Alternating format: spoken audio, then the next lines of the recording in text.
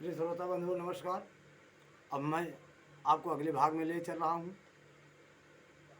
ये सब बातें होने के बाद शिव के विवाह का उपसंहार, उनके द्वारा दक्षिणा वितरण, वर वधू का कोहबर और वास भवन जाना, वहाँ स्त्रियों का उनके लोकाचार का पालन करना, रीत की प्रार्थना से शिव द्वारा काम को जीवन दान एवं वर प्रदान करना, ये सब कार्य भोलेनाथ उसी समय धीरे धीरे आगे बढ़कर कर दिए।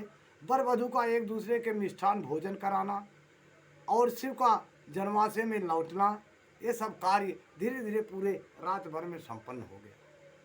और संपन्न होने के बाद भोले बाबा शिव की आज्ञा मुनियों सहित वहाँ से प्रस्थान करके जन्माशय में आते हैं। और जब जन्माशय में आते हैं तो सारे देवता इकट्ठे होते हैं, यक्ष गंधर्व किन्नर सब इकट्ठा होते हैं। वधू पक्ष के जितने आदमी थे, प्रजाएं थीं, सब आकर के भोले बाबा से विदाई मांग रही हैं। ब्राह्मण भी आए और जितनी जातियां थीं, जितने काम करने वाले सेवक थे, सभी भोले बाबा से तरह तरह की विदाई लिए। भोले बाबा सबको विदाई दिए। विदाई देने के बाद नाउन को भी विदाई दिए और देवताओं को प्रसन्न किए। सारा कार्य विराट हो गया। पार्वती मैया सजाई गई। हिमवान लड़ियों में सारे सामान को रखा और रखवा करके कैलाशपुरी के लिए भेजने की तैयारी की। सारे देवता विदा हुए। यक्ष गंधर्व किन्नर सभी बाराती, काफी समय बीत गया, विदा हुए और सारे बाराती आए। आने के बाद जब इकट्ठा होकर के मिलन किए, मिलन करने के बाद सारी बारात कैलाशपुरी पहुंच गई। भोले बाबा का विवाह हो गया। पार्वती मैया आई, विवाह हो गया। वहाँ पहुँचने के बाद भोले बाबा ने नंदी को इशारा किया कि सबको निमंत्रण करो, कैलाश पर उत्सव होगा। कैलाश पर बहुत सुंदर उत्सव किया गया। सारे देवता आए, उत्सव मनाए, खुशियाँ वहाँ छा गई। खुशियों से पूरा कैलाश झूम गया। तोरण पताके सजाए गए और सारे लोग अपने अपने मनोभाव से भोले बाबा का पूजन किया।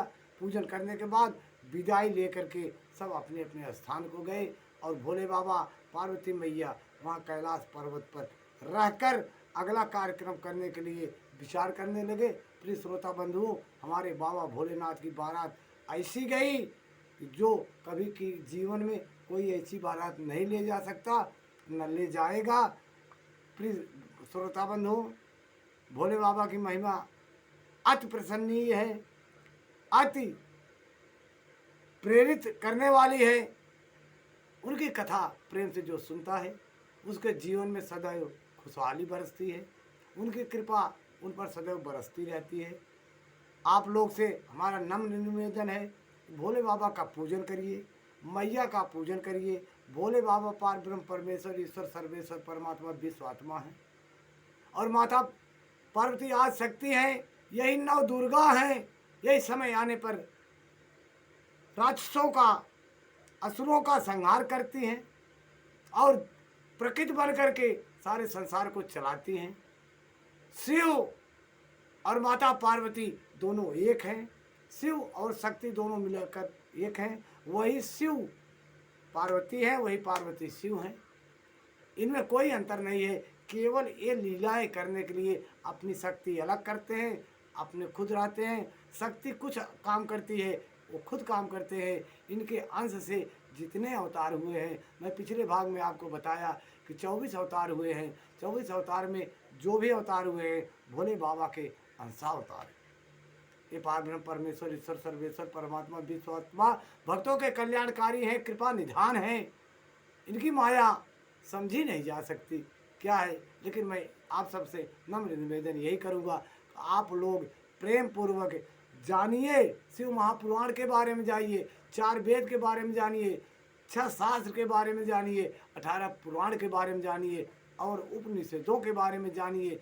जान करके उसका मंथन करिए, मंथन करके अपने जीवन में ग्रहण करिए और ग्रहण करके अपने जीवन में उतारिए। भोले बाबा की सदैव कृपा बरसती रहेगी।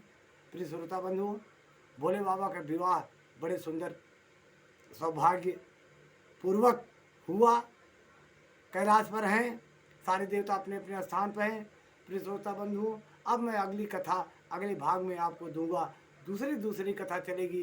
कथा यानी भोले बाबा के 12 ज्योतिर्लिंग हैं, कहाँ कहाँ स्थापित हुए, किस कारण हुए, उनमें कौन सी शक्तियाँ हैं, किसके कारण वह भोले बाबा को वहाँ स्थापित होना पड़ा, ये कथाएं मैं आपको आगे सुनाऊंगा। तब तक के लिए हमें आज्ञा दीजिए। धन्यवाद। जय शिव गुरु।